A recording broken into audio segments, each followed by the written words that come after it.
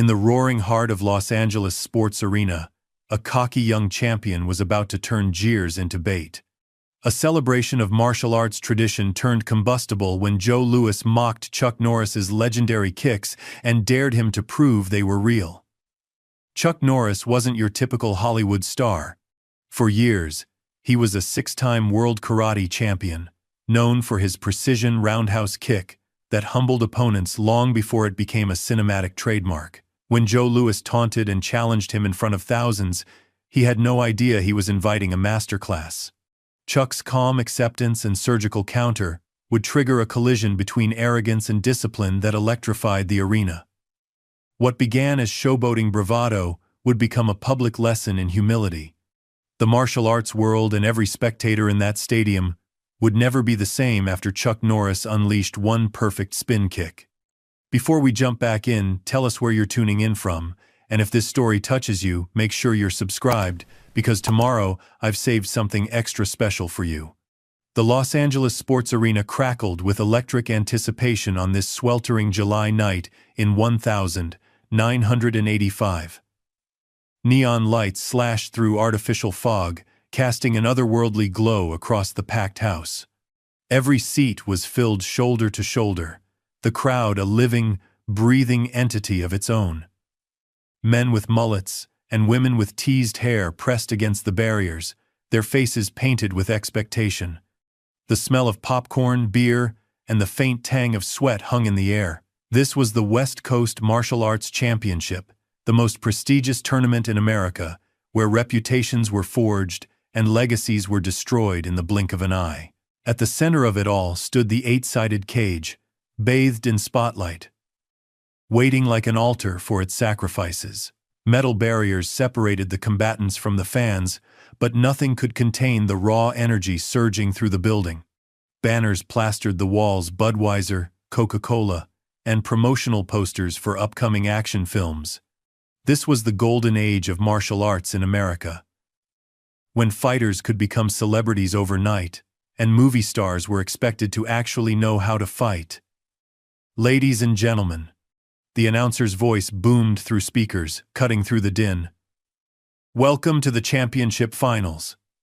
The crowd roared in response, thousands of voices merging into a wall of sound.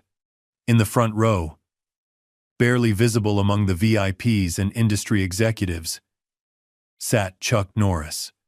Unlike the flashy celebrities around him, he wore a simple black jacket over a crisp white shirt, his auburn beard neatly trimmed. No entourage surrounded him, no photographers hovered nearby. He sat with the quiet confidence of a man who had nothing to prove, his eyes fixed on the cage with laser focus. To the casual observer, he might have been just another spectator. But those who knew fighting recognized the six-time world karate champion, the man whose legendary roundhouse kick had become his Hollywood signature. Chuck had come tonight as a spectator, not a competitor. At 45, his tournament days were behind him, but his passion for the art remained undiminished. His posture was relaxed, yet alert, hands resting lightly on his knees. He nodded occasionally to fans who recognized him, but his attention never wavered from the upcoming fight. In the red corner, the announcer continued, with a professional record of 26 wins and only 2 losses, the veteran warrior, the man they call the Old Guard, David Chen. A man in his late 30s emerged from the tunnel, his weathered face a map of hard-fought battles. He raised a single fist in acknowledgement as a portion of the crowd applauded respectfully. David Chen was a fighter's fighter, technically sound, humble, the kind of martial artist who bowed to his opponents and helped them up after knocking them down. His once black gi was faded to charcoal from countless washings, the white belt around his waist in stark contrast to his humility. The wrinkles around his eyes deepened as he smiled, soaking in what might be his final moment in the spotlight. Chuck nodded slightly, recognizing Chen's quiet dignity. They had crossed paths years ago in smaller competitions, and Chuck respected the man's dedication to traditional values in an increasingly commercialized sport. And in the blue corner, the announcer's voice rose an octave, practically vibrating with excitement. With an undefeated record of 15 straight victories, all by knockout, the rising star, the self-proclaimed face of fighting, Joe Louis! The arena exploded. Half the crowd leapt to their feet, screaming adoration. The other half booed and jeered with equal passion. But all eyes turned to the tunnel. Smoke billowed out as "Eye of the Tiger" blasted through the speakers. A figure emerged, arms raised in premature victory. Joe Louis was 26, 6'2", and built like a Greek statue. His custom-made red and gold gi was adorned with sponsorship patches, and his hair, a perfect golden mullet, seemed to catch the light from every angle. He strutted toward the cage like he owned not just the arena but everyone in it. "Who wants to see a knockout tonight?" he shouted, not waiting for the microphone. The crowd's reaction was immediate, a cacophony of cheers and jeers that only widened his Cheshire cat grin. Joe was everything the media loved: brash, photogenic, and controversial. He'd risen through the ranks like a comet, leaving broken opponents and sound bites in his wake. His fighting style matched his personality: flashy, aggressive, designed to humiliate rather than merely defeat. As Joe sauntered past the VIP section, his eyes swept across the celebrities and paused momentarily on Chuck Norris. Something flickered across his face recognition, perhaps even a flash of insecurity before his smirk returned, broader than before. He winked at Chuck before continuing his procession. Chuck's expression never changed, but something sharpened in his gaze. He had seen fighters like Joe before, talented but undisciplined, confusing arrogance for confidence. Inside the cage, the referee called both fighters to the center. David Chen bowed respectfully. Joe Louis rolled his eyes, bouncing on the balls of his feet, clearly impatient for the fight to begin. "I want a clean fight," the referee instructed. "Obey my commands at all times. Touch gloves and return to your corners." Chen extended his hand. Joe slapped it away.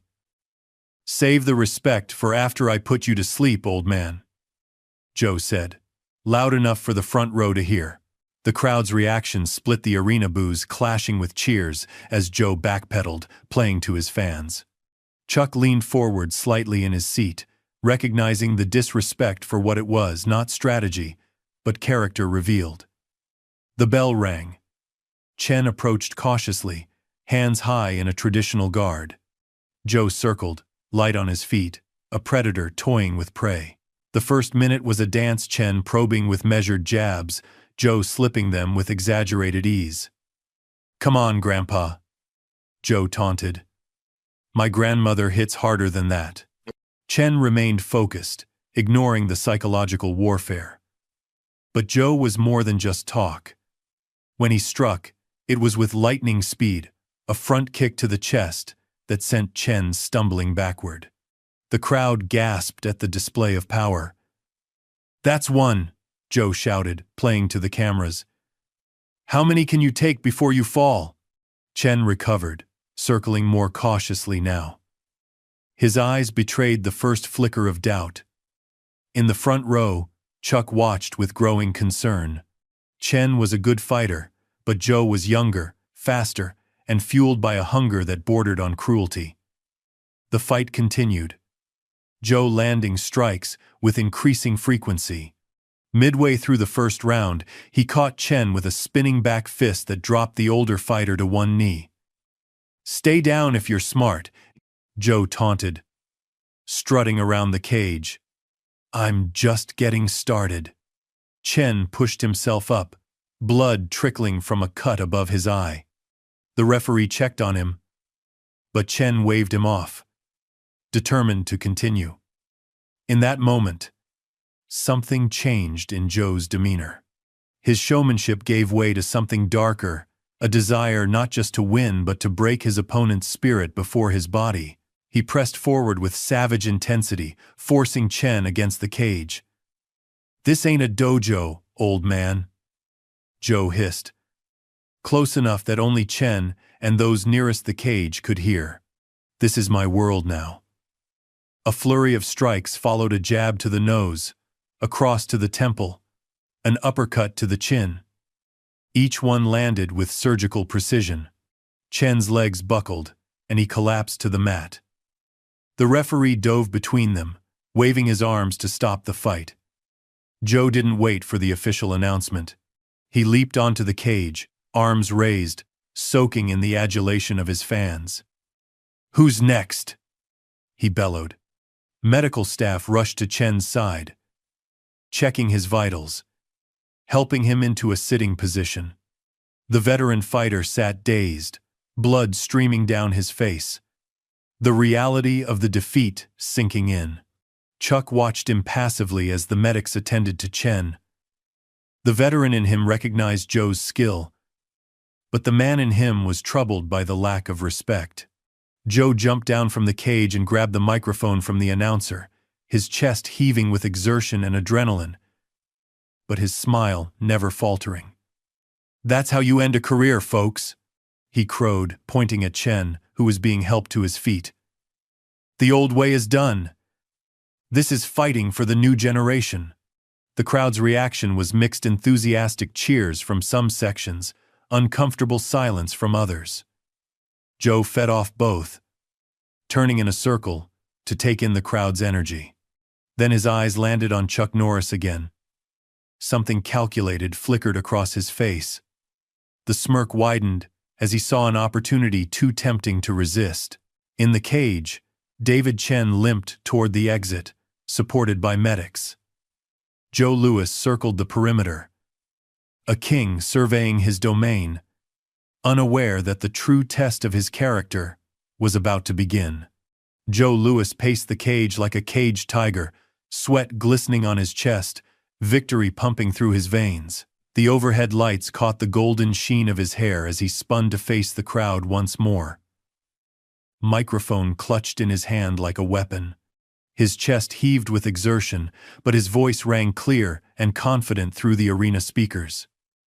"That's what real fighting looks like," he shouted, gesturing toward the exit where David Chen had disappeared moments before. "No bowing, no meditation crap. Just pure dominance." Half the arena erupted in cheers, while pockets of uncomfortable silence spread among the more traditional martial arts fans. Joe fed off both reactions equally, his grin widening as he scanned the crowd. When his eyes locked onto Chuck Norris in the front row, his smile took on a predatory edge. "Well, well, well." Joe's voice dropped to a theatrical whisper that somehow carried through the entire arena. "Look who we have here tonight." Camera operators followed his gaze, and the giant screens overhead suddenly filled with Chuck's impassive face. A murmur rippled through the crowd as recognition spread. Chuck's expression remained neutral, neither acknowledging the sudden attention nor shrinking from it. "Chuck Norris himself," Joe announced, pointing directly at him. "The man, the myth, the movie star." The emphasis on those last two words was unmistakable. A subtle but clear distinction between real fighters and entertainers. The crowd's energy shifted, anticipation crackling through the air like static electricity. "You know, Chuck," Joe continued, approaching the edge of the cage nearest to where Chuck sat, "I grew up watching your movies. All those fancy spin kicks, those slow-motion roundhouses." He paused for effect. "Very entertaining. Hollywood gold." He emphasized the word entertaining with a dismissive flick of his wrist. The implications were clear to everyone in the arena. Entertainment, not fighting. Fantasy, not reality. "But I've always wondered," Joe's voice dropped an octave, becoming more intimate, as if sharing a secret with thousands. How much of that is movie magic? How much is just good editing and camera tricks? Gasps rippled through the crowd. To question Chuck Norris's legitimacy was audacious, even for someone as brash as Joe Louis. Chuck remained perfectly still, his gaze steady, but something shifted in his eyes, a barely perceptible narrowing that only those who knew him well would recognize as displeasure. Because in here, Joe slapped the cage wall for emphasis, there's no second takes, no stunt doubles, no directors yelling cut when things get too rough. The camera stayed split between Joe's animated face and Chuck's composed one, creating a visual contrast that was lost on no one. Joe was all movement and expression, while Chuck was stillness and control. "What do you say, Chuck?" Joe's voice rose again, playing to the crowd. "Why don't you step in here with me? Show everyone if those kicks of yours work against someone who hits back for real." The arena erupted. Some fans jumped to their feet, phones raised to capture the moment. Others exchanged shocked glances, unable to believe the disrespect being shown to a legend. Suddenly, from different sections of the arena, a chant began to build. "Chuck! Chuck! Chuck!" It started small, just a few voices, then spread like wildfire until hundreds. Then thousands were calling his name. The sound rolled through the arena like thunder, drowning out even the enthusiastic cheers of Joe's supporters. Joe, far from being intimidated by the crowd's response, seemed to revel in it. He raised his arms, encouraging the chant, fueling the spectacle. "Listen to that, folks," he shouted over the noise. "They want to see it. They want to know if the legend is real." In the front row, several people turned to look at Chuck, waiting for his reaction. The martial arts icon hadn't moved. He sat exactly as before, hands resting lightly on his knees, gaze fixed on Joe. There was no anger in his expression, no indignation, just assessment, as if he were studying a curious but ultimately insignificant phenomenon. "What's the matter, Chuck?" Joe pressed, bouncing lightly on his feet. "Afraid your spin kick might not look so good without special effects? Or maybe you're worried about what happens when you're not fighting stuntmen who are paid to make you look good." Another wave of gasps swept through the crowd. Even some of Joe's fans seemed uncomfortable with the escalating disrespect. "Seems to me," Joe continued, warming to his theme, "there's a big difference between being a fighter and playing one on TV. But hey, I get it. The cameras are rolling. You've got a reputation to protect. Safer to stay in your seat." Throughout the arena, the tension was palpable. Fans held their breath. Commentators frantically tried to describe the unprecedented scene unfolding before them. Security personnel exchanged uncertain glances, unsure how to handle the situation. In the silence that followed Joe's challenge, the spotlight remained on Chuck. The chants had quieted as everyone waited for his response. Would he ignore the bait? Respond verbally? Or would he Chuck moved? The motion was so subtle that many missed it at first. He uncrossed his legs and shifted his weight forward slightly. Nothing dramatic, nothing rushed, but in that small adjustment, everything changed. The atmosphere in the arena transformed, as if the air itself had become charged with possibility. Joe noticed it too. For just an instant, a flicker of uncertainty crossed his face. He had thrown down the gauntlet expecting to be ignored, giving him the narrative victory either way. But now, as Chuck's posture shifted, Joe realized he might have miscalculated. Telling and preparing this story took us a lot of time, so if you are enjoying it, subscribe to our channel. It means a lot to us. Now, back to the story. "Oh!" Joe recovered quickly, grinning wider. "Is the movie star actually considering it? Are we about to see if those famous kicks work in real life?" The chants resumed, louder than before. "Chuck! Chuck! Chuck!" The cameramen zoomed in closer on Chuck's face, as he finally broke his silence, not with words, but with the smallest of smiles. Not a smile of amusement or entertainment, but the knowing expression of a predator who has just spotted prey that doesn't yet realize it's being hunted. In that moment, the contrast between the two men couldn't have been more stark. Joe, loud and performative, desperately commanding attention; Chuck, silent and measured, naturally drawing it without effort. "Come on, Chuck," Joe called out, his voice taking on a slightly strained quality beneath the bravado. "The cage is waiting. Show us what Chuck Norris can really do." As if responding to an entirely different conversation, one no one else could hear. Chuck finally stood.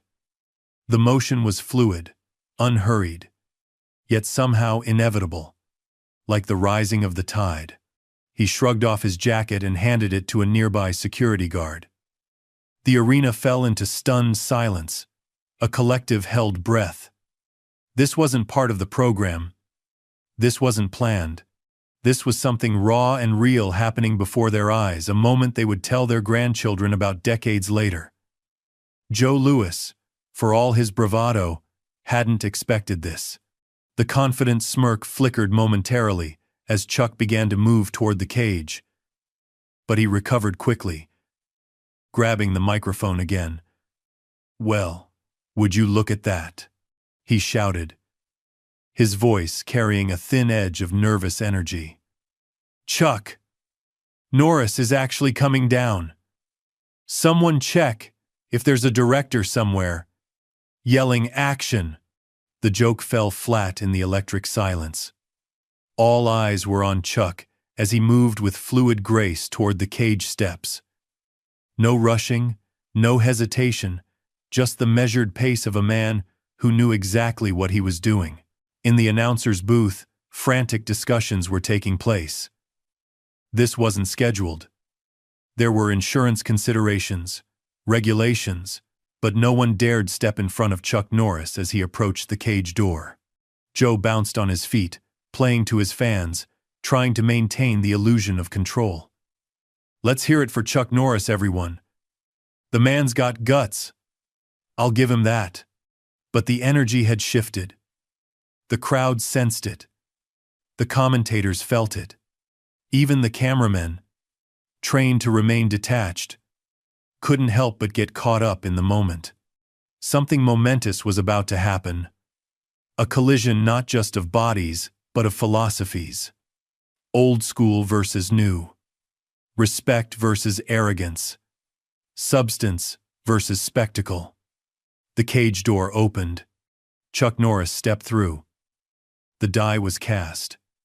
The cage door swung open with a metallic groan that seemed to echo through the now hushed arena. Chuck Norris stepped through the threshold with the same unhurried confidence that had characterized his approach. No hesitation, no grandstanding, just pure intentional movement.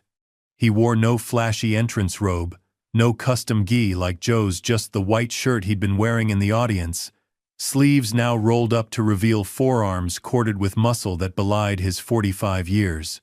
Time seemed to slow as Chuck moved into the cage.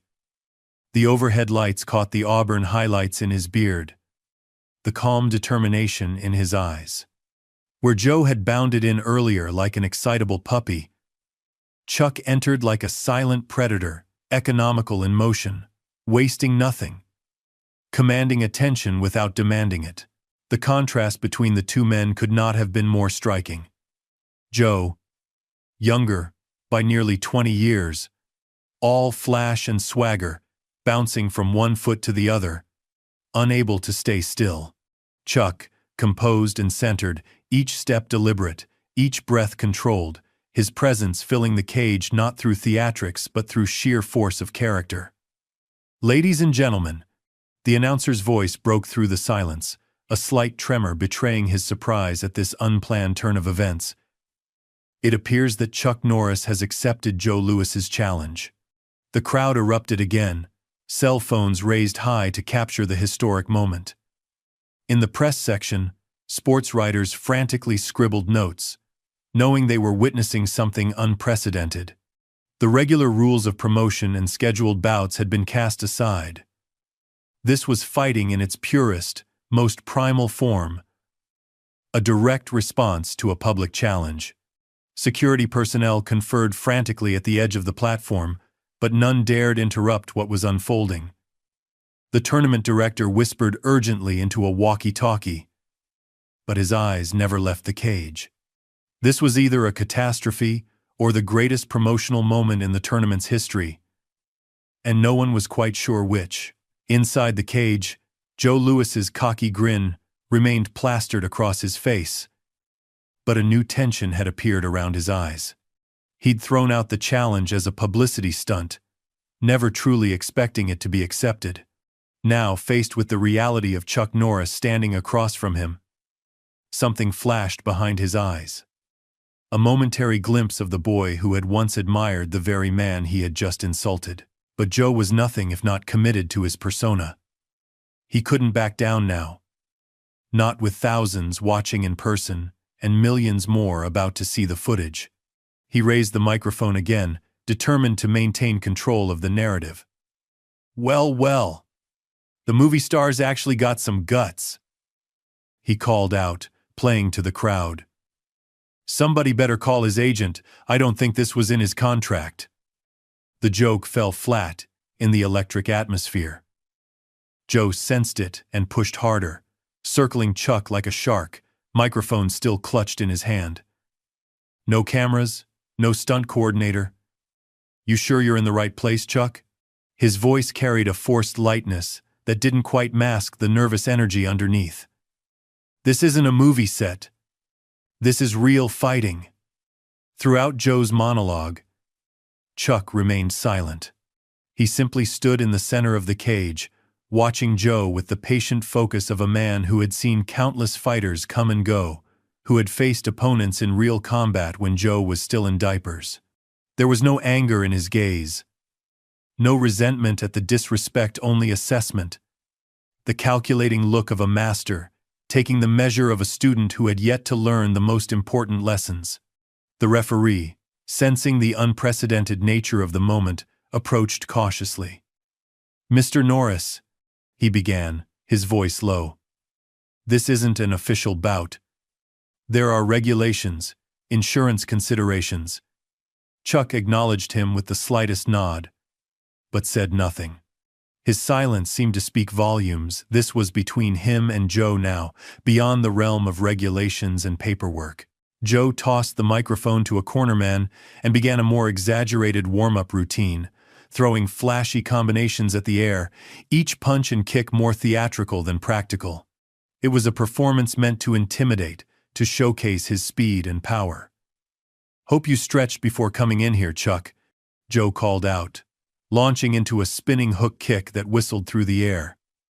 "Would hate for you to pull something trying to keep up with me." Chuck didn't respond to the taunt.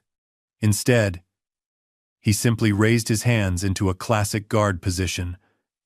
Nothing flashy, nothing dramatic. Just the fundamentally sound stance that had served him through 6 world championships. He took a single step forward, closing the distance between them with deliberate intent. The arena fell silent again as Chuck finally spoke, his voice low but carrying clearly in the hush. "Let's go." Just 2 words, but they landed with more impact than Joe's entire monologue. This wasn't about talk anymore. This wasn't about cameras or crowds or reputation. This was about what happened when the talking stopped and the fighting began. Joe's smile faltered for a split second before returning, broader and more forced than before. He rolled his shoulders and cracked his neck, a final display of casual confidence. "Your funeral, old man," he muttered, just loud enough for Chuck to hear. They began to circle each other, 2 predators sizing each other up. Joe continued his performance, playing to the crowd with exaggerated feints and flashy footwork. Chuck moved with minimal effort, his eyes never leaving Joe's center mass, watching for the subtle tells that would telegraph the younger fighter's intentions. The crowd held its collective breath. Commentators whispered into their microphones, trying to capture the electric tension without breaking the spell. This was no longer entertainment, it was something ancient and primal, a test of not just skill but character. Joe's patience broke first. With a shout meant as much for the crowd as for intimidation, he launched forward with a blistering combination. A jab, cross, and high kick, designed to overwhelm Chuck with speed and aggression. What happened next would be replayed on sports channels for weeks to come. Chuck didn't retreat. He didn't flinch. With the calm precision of a surgeon, he slipped the jab, blocked the cross, and checked the kick with a simple forearm movement that seemed almost effortless. No wasted motion, no panic. Just decades of muscle memory and training, responding with perfect efficiency. Joe's eyes widened in surprise. He hadn't expected to land everything, but neither had he anticipated being so completely neutralized. He recovered quickly, spinning away and resetting. But something had changed. A flicker of doubt had entered his expression, barely noticeable to most but glaring to those who understood fighting. Chuck hadn't countered. He hadn't attacked. He had simply denied Joe the satisfaction of landing the first blow, and in doing so, had established a psychological advantage more powerful than any physical strike. The message was clear. You can't touch me unless I allow it. Joe circled again, his movements now more purposeful, less showmanship.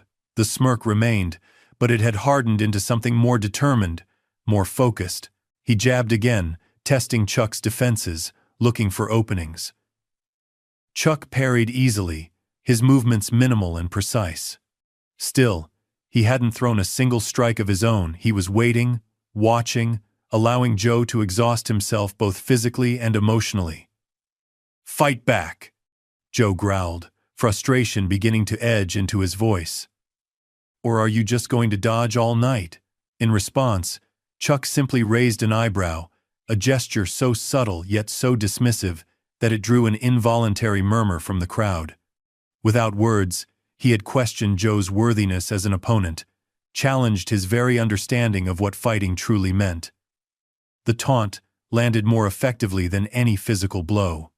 Joe's face flushed with anger, his calculated performance giving way to genuine emotion. For the first time, the real Joe Louis was showing through the carefully constructed persona, and he was rattled.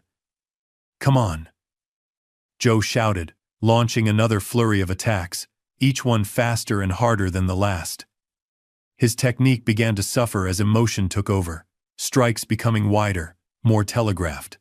Chuck weathered the storm with the immovable presence of a mountain facing a strong wind. He blocked, deflected, and evaded, still without countering, still without speaking. His breathing remained measured, his expression calm, his eyes never losing their focus. In the commentator's booth, former fighters watched in awe. "What we're seeing here," whispered one, "is the difference between fighting for show and fighting for real." Joe's trying to win the crowd. Chuck simply focused on Joe. The crowd sensed it too. The Chuck chants had given way to a reverent silence as they witnessed a masterclass in martial arts philosophy played out in real time. This wasn't just about physical technique, it was about mental control, about the discipline that separated true masters from mere fighters. Joe paused, breathing heavily now, frustration evident in every line of his body.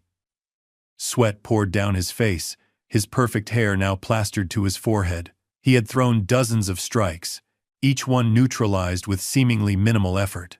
Worse, Chuck's continued silence and refusal to counterattack felt more demeaning than any insult Joe could have received. "Hit me," Joe demanded, thumping his own chest. "What are you waiting for? Hit me." Chuck tilted his head slightly, studying Joe as one might study a particularly interesting puzzle. Then, with deliberate calm, he shook his head once. The gesture was clear to everyone watching. "You're not ready." Joe's last thread of professional control snapped. With a roar of pure frustration, he charged forward, abandoning technique for raw aggression. This was no longer about winning or showing off. It was about forcing Chuck Norris to acknowledge him, to treat him as an equal worthy of his full attention. It was exactly what Chuck had been waiting for. Joe Louis charged across the cage like a bull seeing red, abandoning all pretense of technique for raw power. His fists flew in wide, looping arcs powerful enough to end the fight if they connected, but telegraphed from a mile away to a fighter of Chuck's caliber. The crowd gasped at the sudden explosion of aggression, the sheer animal ferocity of Joe's attack. "I'll make you fight back," Joe snarled, punctuating each word with another wild swing. Chuck remained centered in the storm, his movements economical and precise. He slipped the first punch by mere millimeters, the air from Joe's fist brushing his beard. The second, he redirected with a subtle parry, using Joe's own momentum to guide the strike away from its target. The third, a haymaker aimed at his temple, he ducked under with the fluid grace of a man half his age. Joe's frustration mounted with each failed attack. His carefully crafted image was unraveling with every second that passed, without landing a clean hit. Sweat flew from his hair as he pivoted, launching a spinning back fist meant to catch Chuck by surprise. But Chuck wasn't there. With timing honed through decades of practice, he had anticipated the move and shifted position, not retreating, but sliding to an angle that rendered Joe's attack harmless while positioning himself perfectly for a counter. Still, the counter didn't come. In the front row, David Chen, his face still showing the marks of his earlier defeat, watched with growing understanding. Next to him, a young fighter leaned over. "Why doesn't Norris hit back? He's had a dozen openings." Chen smiled slightly, wincing as the motion pulled at his split lip. "He's teaching, not fighting." Inside the cage, Joe reset his stance, his chest heaving with exertion and frustration. The cocky grin that had been his trademark was gone, replaced by a grimace of determination. Something was happening that he'd never experienced before. His psychological weapons had failed. His physical attributes were being neutralized. And for the first time in his career, he was facing an opponent who seemed to be controlling the fight without even striking. "What's the matter, old man?" Joe taunted, the strain evident in his voice. "Afraid to throw those famous kicks? Afraid they might not work without a camera trick?" Chuck's expression never changed, but something shifted in his eyes, not anger, but a decision made. The time for pure defense had passed. The lesson was entering its next phase. As Joe launched his next combination, a jab, cross, and roundhouse kick, Chuck finally moved to counter. The movement was so fast that many in the audience missed it entirely. One moment Joe was attacking, the next he was stumbling backward, a red mark blooming on his ribcage, where Chuck's perfectly timed counterpunch had slipped through his guard. The crowd erupted, the sudden shift in momentum releasing the tension that had been building. Joe's eyes widened in shock, not just at being hit, but at the precision and power behind the strike. It hadn't been thrown with anger or maximum force. It had been calculated to make a point, to demonstrate the gulf in skill between showmanship and mastery. "Ladies and gentlemen," the commentator's voice cut through the crowd noise, "what we just witnessed was Chuck Norris's legendary counter-striking, the same technique that won him 6 consecutive world titles. Perfect timing. Perfect placement." Joe recovered quickly.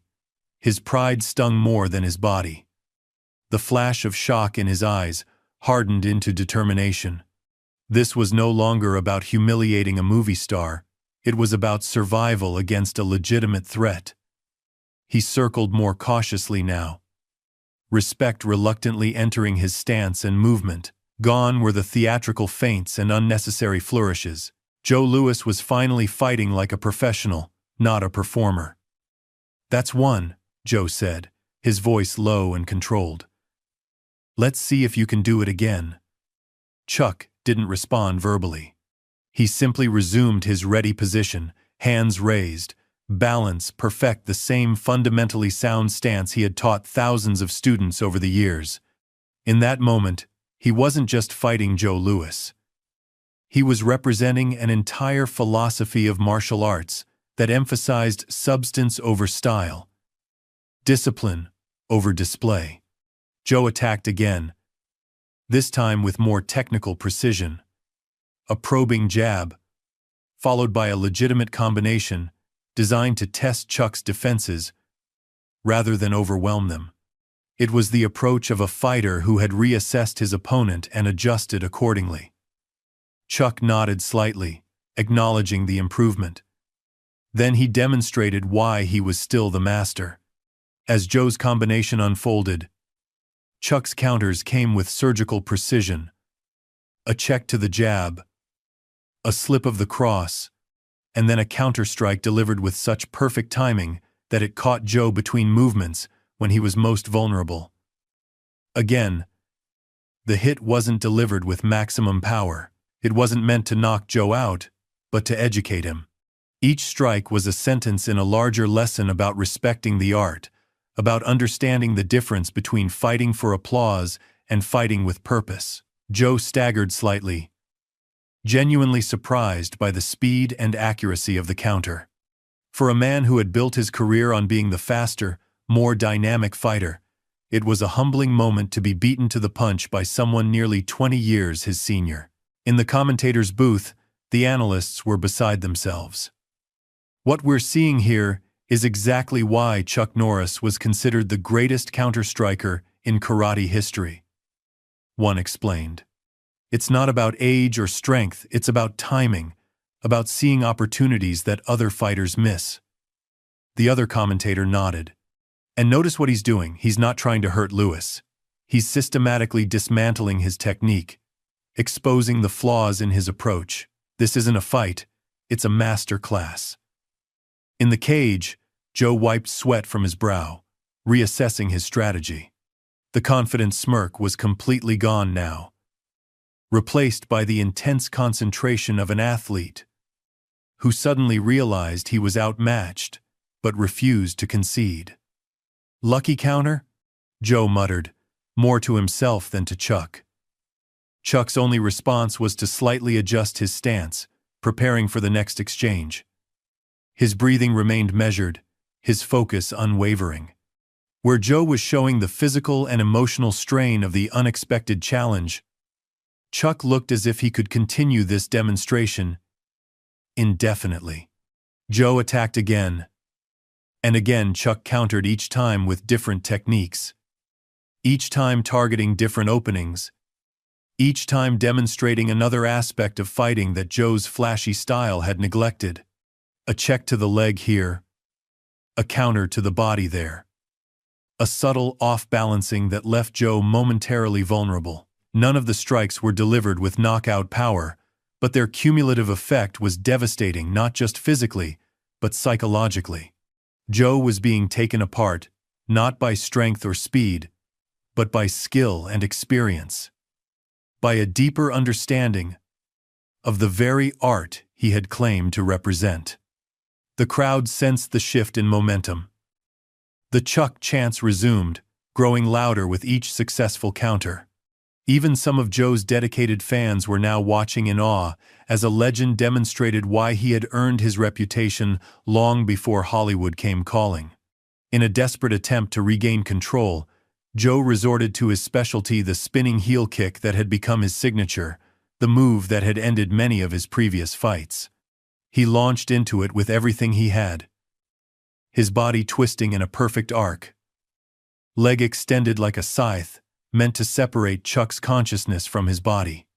It was beautiful, technical, and powerful, a kick that would have ended the fight against almost any other opponent. Almost. Chuck saw it coming. Not just the kick itself, but the desperation behind it. In that split second, as Joe's body rotated and his leg rose, Chuck made a decision. This wasn't just about countering anymore. It was about teaching a final, unforgettable lesson about the difference between flashy technique and functional mastery. As Joe's kick approached its target, Chuck did the unthinkable. He stepped into the attack rather than away from it. With timing that bordered on precognitive, he slipped inside the arc of Joe's kick, rendering its power useless. In the same fluid motion, he delivered a perfectly placed strike to Joe's supporting leg, compromising his balance at the most vulnerable moment of his technique. Joe's eyes widened in shock as he felt his center of gravity shift unexpectedly. His spectacular kick cut through empty air as his body betrayed him, sending him stumbling awkwardly across the cage, all grace and control momentarily abandoned. The crowd gasped collectively. What they had just witnessed wasn't just a defensive move, it was a master exposing the fundamental flaw in a student's approach, prioritizing spectacle over substance, flash over function. Joe regained his footing, but something had changed irrevocably. The last vestiges of his cocky persona had been stripped away, leaving only the raw fighter underneath, talented but incomplete, powerful but unrefined. In his eyes now was something new. Respect tinged with fear. The sudden, humbling recognition of true mastery. Chuck hadn't even thrown his own famous kick yet. He hadn't needed to. The lesson was being delivered through pure technique, through the kind of fighting knowledge that couldn't be acquired through shortcuts or natural talent alone, but only through decades of dedicated practice and honest self-assessment. This, the veteran commentator whispered into his microphone, is what martial arts is truly about. Not domination, not humiliation, but education, the constant pursuit of improvement, the humble acknowledgement that there is always more to learn. In the cage, Joe was learning that lesson in the most public, most painful way possible, not through physical punishment, but through the systematic deconstruction of everything he thought he knew about fighting. Chuck stood calmly in the center of the cage, waiting for Joe's next move. His expression remained unchanged, neither gloating in his dominance nor dismissive of his opponent's efforts. There was only focus, only presence, only the absolute concentration of a master, fully engaged in his art. The message was clear to everyone watching. This is what a lifetime of disciplined practice looks like. This is the difference between someone who fights for applause and someone who embodies the deeper principles of martial arts. Joe Louis stood at a crossroads, facing a choice that would define not just this moment, but his entire career. He could continue as before, relying on flash and aggression, or he could acknowledge the lesson being offered and grow from it. With a deep breath, Joe nodded slightly to Chuck, the first genuine show of respect he'd displayed all night. Then he raised his hands into a more traditional guard position, mirroring Chuck's fundamentally sound stance. The crowd recognized the significance of the gesture, and a murmur of appreciation rippled through the arena. This was Joe Louis, the self-proclaimed future of fighting, adapting his style in real time based on the lessons being taught by a true master. But Chuck knew better than to take the gesture at face value. He had seen too many fighters make temporary adjustments under pressure, only to revert to their old habits when the moment passed. True change required more than a single moment of humility. It required a fundamental shift in perspective. As Joe approached with his new, more measured stance, Chuck nodded slightly in acknowledgement. Then, with timing that seemed almost supernatural, he launched into the move everyone had been waiting for, the legendary Chuck Norris roundhouse kick. Unlike Joe's flashy spinning techniques, there was nothing excessive about Chuck's kick. No wasted motion, no unnecessary rotation, just pure functional efficiency delivered with decades of refined power. It was so fast that many in the audience didn't see it until Joe was already staggering backward, a look of shocked respect on his face. The kick hadn't been delivered at full power. This wasn't about causing injury. It had been precisely calibrated to make a point. This is what real technique looks like. This is what happens when flash is stripped away and only function remains. Joe touched his jaw where the kick had connected, his eyes wide with a new understanding. He had spent years developing his own spectacular version of the roundhouse, adding spins and jumps to impress the crowd. In that moment, facing the pure, unadorned perfection of Chuck's traditional technique, he understood what he had been missing. The lesson was complete. The Los Angeles sports arena pulsed with a new kind of energy. The initial bloodlust of the crowd had transformed into something more profound, a collective appreciation for the martial arts clinic they were witnessing. Camera flashes punctuated the hush that had fallen over the spectators, each person understanding that they were watching something historic unfold. Joe Louis stood in the center of the cage, breathing hard, a thin trickle of blood at the corner of his mouth where Chuck's roundhouse had connected. The cocky grin that had been his trademark was gone, replaced by an expression of grim determination. This was no longer about showmanship or ego. It was about survival with dignity against a superior opponent. Across from him, Chuck Norris waited calmly, his breathing controlled, his stance unchanged since the beginning of their encounter. The contrast between the two fighters could not have been more stark, Joe showing every sign of physical and emotional strain, Chuck appearing as if he could continue at this pace indefinitely. "I'm not done yet," Joe said, his voice low enough that only Chuck and those nearest the cage could hear. Chuck nodded slightly, acknowledging Joe's resilience. Despite everything, the younger fighter had not quit, had not made excuses. There was genuine talent there, genuine potential beneath the manufactured persona. Perhaps, Chuck thought, there was hope for Joe Louis after all. But first, there was one more lesson to deliver. Joe reset his stance, abandoning the wide, showy posture he had used throughout his career for something more traditional, more fundamentally sound. It was an admission of sorts, a tacit acknowledgement that his approach had been found wanting. He began to circle cautiously, studying Chuck with new respect, looking for openings with the focused attention of a student rather than the arrogance of a self-proclaimed master. In the commentator's booth, the analysts leaned forward in fascination. "Look at that," one whispered. "Louis has completely changed his approach. He's fighting like a traditional martial artist now, not a showman." "That's the mark of a true fighter," the other replied. "The ability to adapt, to learn even in the middle of combat. Question is it too late?" In the cage, Joe launched a new attack, more measured than before, more technically sound. A probing jab, followed by a clean cross, ending with a textbook leg kick.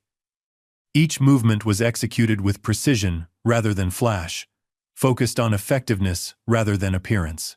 Chuck parried the combination with his usual efficiency, but there was a slight nod of acknowledgement the improvement had been noted.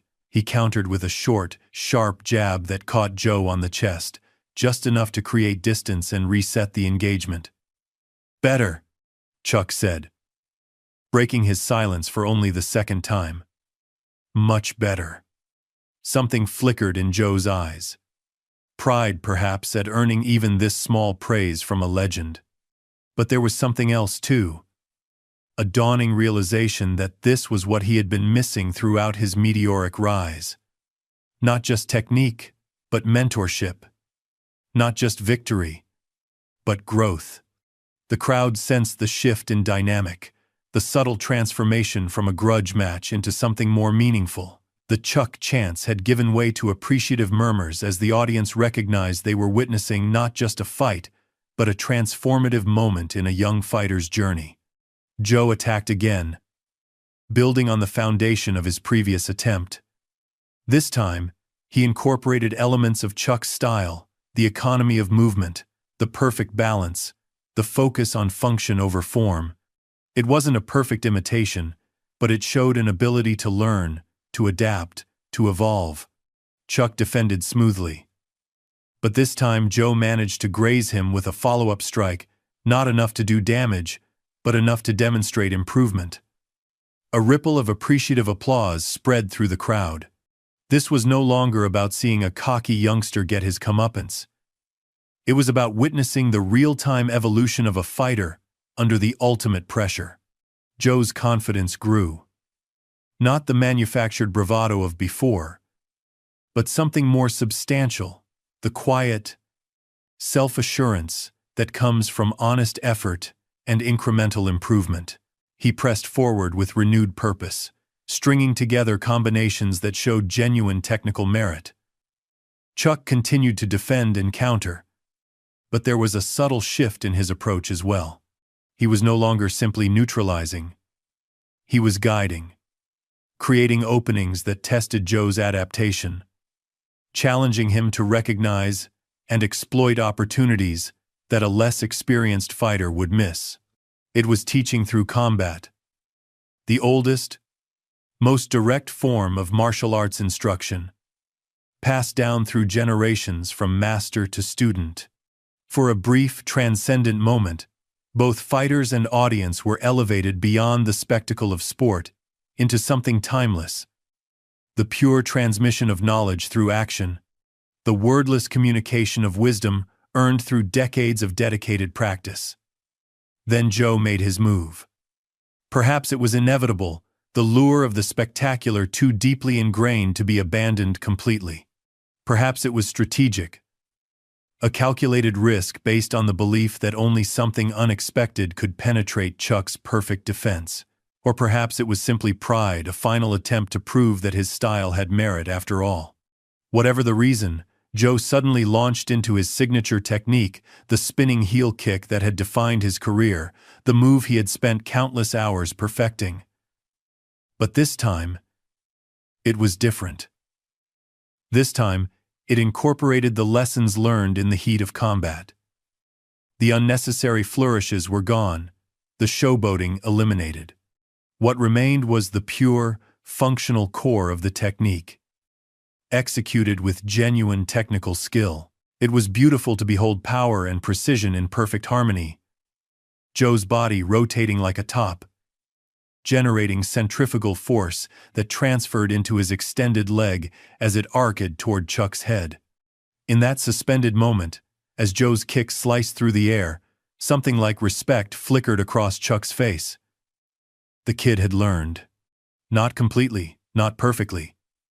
But he had shown the capacity to grow, to integrate new knowledge even under the most challenging circumstances. Then, Chuck moved. What happened next would be debated in martial arts circles for decades to come. Some would claim it was simply superior timing, the product of thousands of hours of practice. Others would insist it was almost supernatural, a demonstration of fighting intuition that transcended normal human capability. As Joe's kick approached its target, Chuck executed the perfect counter, not by retreating or blocking, but by launching his own signature move, the legendary Chuck Norris roundhouse kick, the technique that had won him world championships, the move that had later become his cinematic trademark.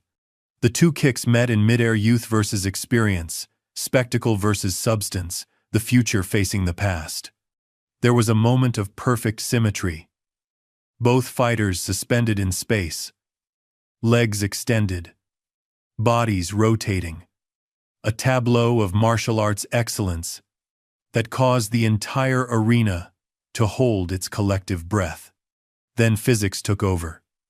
Chuck's timing was milliseconds better, his balance imperceptibly superior, his technique honed by decades of relentless practice. His kick slipped under Joe's, connecting solidly while Joe's whistled harmlessly overhead. The impact wasn't brutal or devastating. Chuck had calibrated his power precisely, but it was decisive. Joe's rotation was interrupted, his balance compromised at the most vulnerable point of his technique.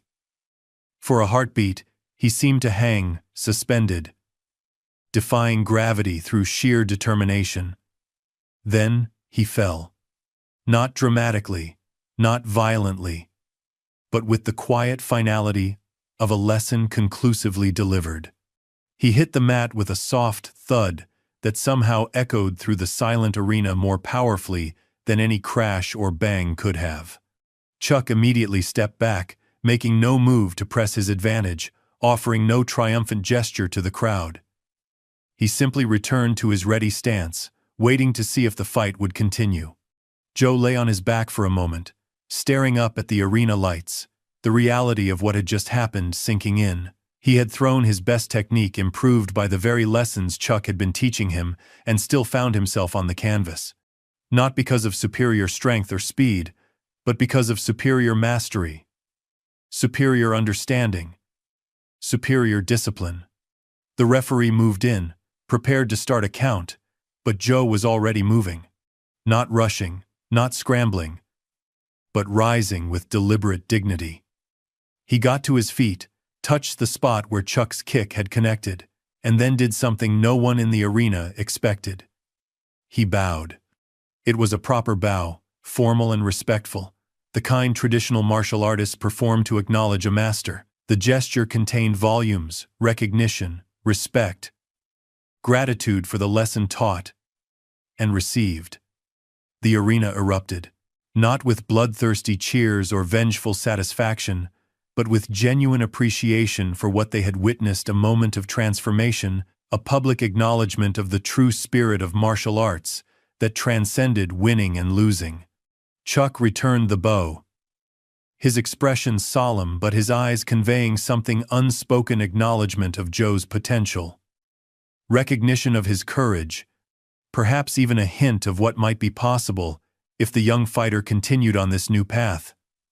No words were exchanged. None were necessary. Everything that needed to be said had been communicated through action, through the most ancient and direct language of combat. The referee looked from one fighter to the other, uncertain how to proceed in this unprecedented situation. But before he could make a decision, Joe turned and walked toward the cage door, making it clear that the exhibition was over. As he passed Chuck, he paused briefly. "Thank you," he said simply, quietly enough that only Chuck could hear. Chuck nodded once, neither dismissive nor effusive, just the simple acknowledgement of one martial artist to another.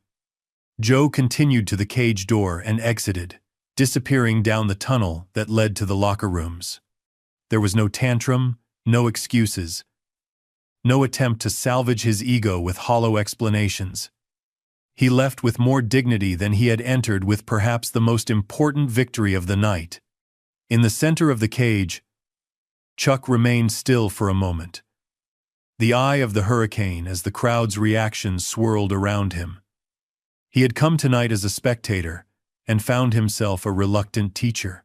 He had faced disrespect and responded not with anger but with education. He had been challenged to prove his legitimacy and had done so not by destroying his challenger, but by elevating him.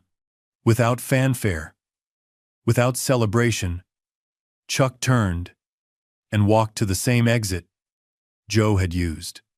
His expression remained as calm and focused as it had been throughout the encounter, no triumph, no pride, just the quiet satisfaction of a martial artist who had honored his art in the most authentic way possible.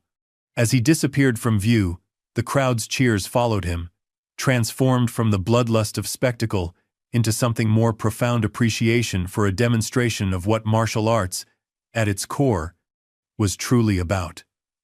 Not winning or losing, not humiliation or domination, but growth, respect, and the never-ending journey toward mastery.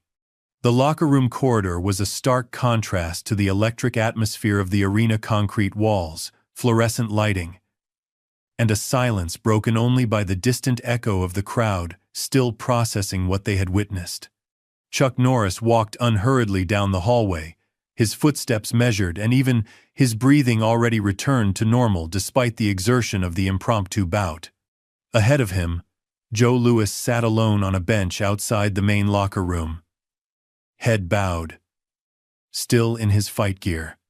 The younger fighter looked up as Chuck approached, the cockiness completely gone from his expression, replaced by something more complex, humility tinged with confusion, respect shadowed by the painful process of reevaluating everything he thought he knew. Joe stood as Chuck reached him, instinctively straightening his posture. "I didn't expect you to actually come down," he admitted, his voice stripped of its earlier bravado. "I thought—" He stopped, reconsidering his words. "I didn't think." Chuck nodded slightly, neither condemning nor absolving. "Thinking comes after," he said simply. The two fighters stood in silence for a moment, the gap in age and experience between them suddenly more apparent in this quiet corridor than it had been in the charged atmosphere of combat. Joe's youth seemed more pronounced now, not just physically, but in the raw, unformed quality of his potential. "I've won 15 straight fights," Joe said finally, not boasting but seemingly trying to reconcile his past success with his current defeat. "Knocked out everyone they put in front of me." "I know," Chuck replied. "I've seen the tapes." Joe looked up, surprise evident on his face. "You watched my fights?" "I study all promising fighters." Chuck's tone was matter-of-fact, neither flattering nor dismissive. "You have natural talent, good speed, power." The implied "but" hung in the air between them. Joe waited for the criticism, the breakdown of his flaws, the lecture on respect that he probably deserved after his public challenge. Instead, Chuck simply turned to continue down the corridor. "Wait," Joe called after him, a note of desperation entering his voice. "That's it? You're not going to tell me what I did wrong?" Chuck paused, considering the question with the same deliberate care he brought to everything. "You already know," he said finally. "Otherwise, you wouldn't be asking." The truth of the statement landed like a physical blow. Joe had spent his career cultivating an image, playing to crowds, mistaking attention for respect. Deep down, he had known something was missing, something that separated fighters like him from masters like Chuck Norris. Tonight, that gap had been exposed in the most public way possible. "I want to be better," Joe said quietly, the admission clearly costing him more than any physical pain could have. Not just win, actually be better. Something shifted in Chuck's expression, not quite a smile, but a softening around the eyes, a recognition of the courage it took to speak those words after what had transpired. "That's the first step," he acknowledged. "Maybe the hardest one." Further down the corridor, a door opened. David Chen emerged from the medical room, his face still showing the marks of his earlier defeat by Joe. He stopped when he saw the two fighters, clearly surprised to find them together outside the cage. Joe tensed visibly, shame washing over his features as he faced the man he had humiliated and mocked just hours before.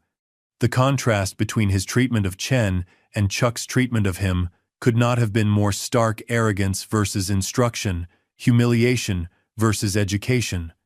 Chuck watched silently, offering neither prompting nor interference. This was Joe's moment, his opportunity to demonstrate whether the lessons of the night had truly been absorbed or merely survived. After a moment of hesitation, Joe stepped forward and extended his hand to Chen. "I'm sorry," he said simply. "The way I acted after our fight. It wasn't right. You deserve better."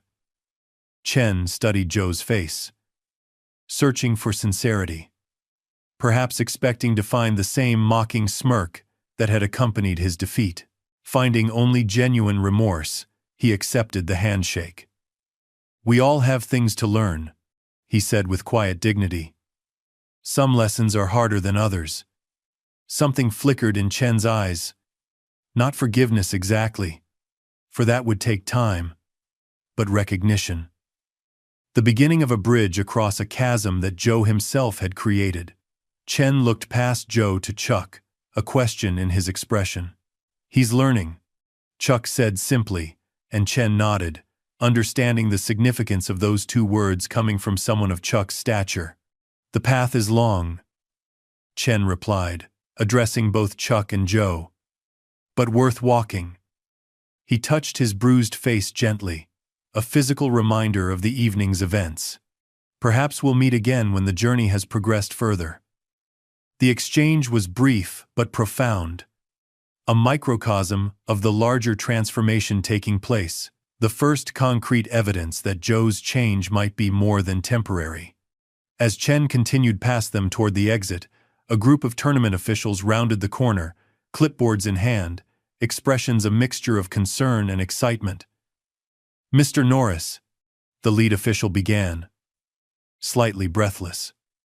"The network wants to know if you'd consider a post-fight interview. What happened out there is already going viral. Well, it would be going viral if social media existed." He corrected himself with a nervous laugh. "The phones haven't stopped ringing. Sports Illustrated is calling. ABC, NBC. Everyone wants a statement." Chuck shook his head once, a simple, definitive gesture that required no elaboration. His silence spoke volumes about what truly mattered to him, about the difference between seeking publicity and living with purpose. The official glanced at Joe, clearly hoping for a more media-friendly response from the younger fighter. But Joe remained quiet, still processing the exchange with Chen and the larger lessons of the evening. "At least consider a joint appearance," the official pressed. "This could be huge for both your careers, for the sport itself. People are calling it the most significant martial arts moment since Bruce Lee." "No," Chuck said, his voice firm, but not unkind. "What happened in there wasn't for cameras. It was between fighters." The official seemed about to argue further. But something in Chuck's demeanor, the quiet authority that required no validation from external sources, made him reconsider. With a reluctant nod, he motioned to his colleagues, and they retreated back down the corridor, already discussing alternative angles for the post-event coverage. Joe watched them go, a thoughtful expression replacing his earlier shame. 6 months ago, I would have been chasing them down, he admitted, trying to turn it into more publicity, more attention. "And now?" Chuck asked, though his tone suggested he already knew the answer. Joe turned back to him, new resolve in his expression. "I want to train properly," he said. "Not just for show or for winning, but to understand what you showed me tonight.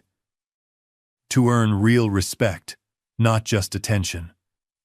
Chuck considered him for a long moment, assessing not just his words, but the intent behind them. Finally, he reached into his pocket and pulled out a business card, simple white stock with black lettering, no flashy logo or design. "My dojo in Torrance," he said, offering the card. "Monday morning, 6 a.m. Don't be late." Joe accepted the card with the reverence of someone receiving a rare gift, understanding the opportunity it represented, not just technical instruction, but mentorship from a living legend. "I'll be there," he promised. And for the first time that night, there was no performance in his voice, no calculated effect, just simple, earnest determination. Chuck nodded once, then continued down the corridor toward the exit, his mission for the evening complete. He had come as a spectator and found himself drawn into something more significant, not just a defense of his reputation, but a chance to reshape a talented young fighter who had lost his way in the glare of the spotlight. As the corridor door closed behind Chuck, Joe remained standing, the business card still in his hand, the weight of everything that had transpired settling around him. His carefully constructed persona had been dismantled, his technical flaws exposed, his assumptions about fighting fundamentally challenged. Yet somehow, he felt lighter than he had in years.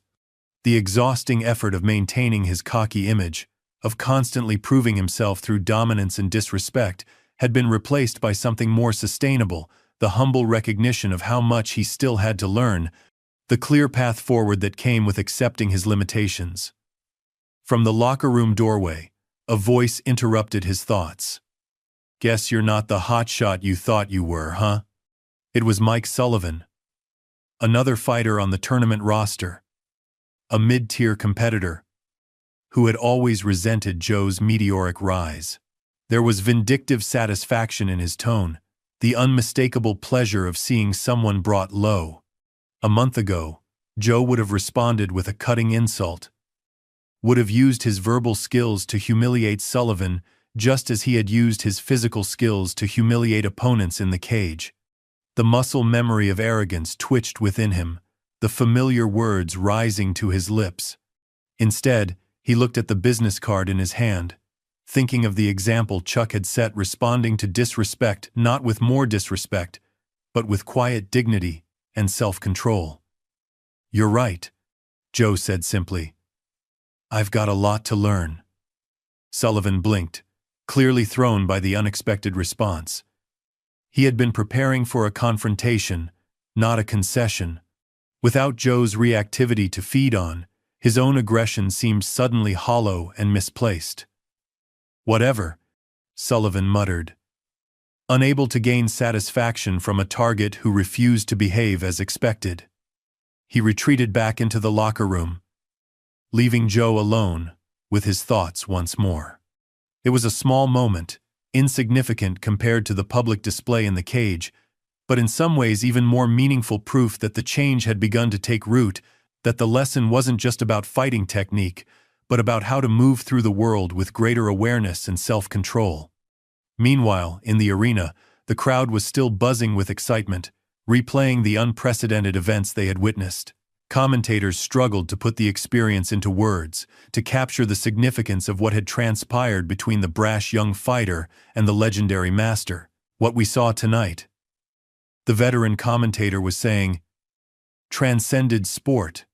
It was a perfect encapsulation of what martial arts, at its core, is truly about: the journey from arrogance to humility, from showmanship to substance. His colleague nodded in agreement. Joe Louis came in tonight as the self-proclaimed future of fighting, all flash and bravado. Chuck Norris showed all of us what real mastery looks like. Not just technical skill, but the character and discipline behind it. In the press section, journalists typed frantically, knowing they were documenting a moment that would be referenced for years to come. The headlines were already writing themselves: Norris schools Louis an impromptu martial arts clinic. Chuck proves kicks are no movie trick. Arrogance meets mastery. Norris delivers lesson in respect. But perhaps the most significant conversations were taking place in the stands, as fans gathered their belongings and prepared to leave. Parents explained to their children what they had witnessed, not just an exciting confrontation, but a demonstration of values that extended far beyond the cage. "That's why we train," one father told his wide-eyed son. "Not to show off or put others down, but to develop the kind of discipline and control Chuck Norris showed tonight." A group of young martial arts students huddled together, dissecting the technical aspects of what they had seen. "Did you see how minimal his movements were?" one asked excitedly. "No wasted energy. No unnecessary flash. Just perfect timing and technique. And he never lost his cool," another added. Even when Louis was taunting him, he stayed focused on what mattered. In a different section of the arena, a veteran martial arts instructor sat with his advanced students, using the fresh memory of the encounter as an impromptu teaching opportunity. "What Chuck demonstrated tonight wasn't just physical mastery," he explained, his students hanging on every word. "It was philosophical mastery. The ability to respond rather than react. To teach rather than punish. To elevate rather than humiliate. That's the difference between someone who knows techniques and someone who embodies the art." One of the students, a talented young woman with championship potential, furrowed her brow thoughtfully. But if Lewis was being so disrespectful, didn't he deserve to be humiliated? To be taught a lesson? The instructor smiled. That's exactly the point. Chuck did teach him a lesson, the most powerful one possible. Not by giving him what he deserved, but by giving him what he needed. That's the mark of a true teacher. And ultimately, that's what great martial artists become. Throughout the arena, the impact of the evening was rippling outward, touching everyone who had witnessed it in different ways. For some, it was primarily entertainment, an unexpected drama that had delivered more excitement than the scheduled bouts. For others, particularly those involved in martial arts themselves, it was something closer to a revelation, a rare glimpse of pure mastery in a world increasingly dominated by hype and image.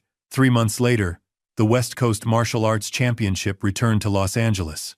The arena was packed once again, the atmosphere electric with anticipation. But something was different this time. Something in the way the event was presented, in the behavior of the fighters, in the expectations of the crowd. In the locker room area, Joe Louis prepared for his bout. His hair was shorter now, the flashy mullet replaced by a more practical cut. His custom gi was gone too, exchanged for a traditional white uniform with no sponsorship patches or decorative elements. But the most notable change was in his demeanor, the performative cockiness replaced by quiet focus, the need for attention transformed into the desire for excellence. A knock at the door interrupted his preparation. Chuck Norris entered, now in the role of cornerman rather than opponent. For the past 3 months, Joe had shown up at the Torrance dojo every morning without fail, absorbing not just technical instruction, but the deeper principles of martial arts that Chuck had spent a lifetime mastering. "Ready?" Chuck asked simply. Joe nodded, his expression serious but confident, not the manufactured confidence of his earlier career, but the genuine self-assurance that comes from proper preparation and honest self-assessment. "Remember," Chuck said, "tonight isn't about proving anything to anyone else. It's about honoring the art, respecting your opponent, and continuing your growth." "I understand," Joe replied. And the simple statement contained worlds of development, a testament to how far he had come since that fateful night 3 months before. Together, they walked toward the arena, master and student. The younger man, no longer in need of spotlights and spectacle to feel validated, the older man satisfied that his impromptu lesson had yielded more fruit than he could have anticipated. As they reached the entrance to the arena, the announcer's voice boomed through the speakers. "Ladies and gentlemen, please welcome back to the cage, Joe Louis." Joe paused at the threshold, taking a deep breath. Chuck placed a hand on his shoulder, a simple gesture of support, one martial artist to another. "Thank you," Joe said quietly. "Not just for the training, but for that night. For showing me the difference between being strong and being a master." Chuck nodded, acknowledging the gratitude without need for elaboration. They both knew what he meant the night that had changed not just Joe's career, but his understanding of what it meant to be a martial artist. Joe stepped into the arena, greeted not by his old entrance music, but by the respectful applause of fans who had witnessed his transformation. He raised a single hand in acknowledgement, his demeanor neither arrogant nor showy, but dignified and focused.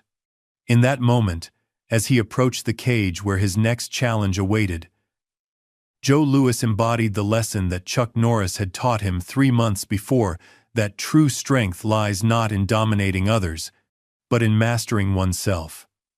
That real respect cannot be demanded through intimidation, but must be earned through character and skill. That the loudest voice is rarely the wisest. And that, in martial arts, as in life, substance will always triumph over spectacle in the end. Behind him, Chuck Norris watched with quiet satisfaction. The student was becoming a teacher in his own right, passing on the lessons of respect and discipline to a new generation. The cycle continued. The ancient wisdom of martial arts flowing forward, unchanging in its essence, despite the evolving world around it.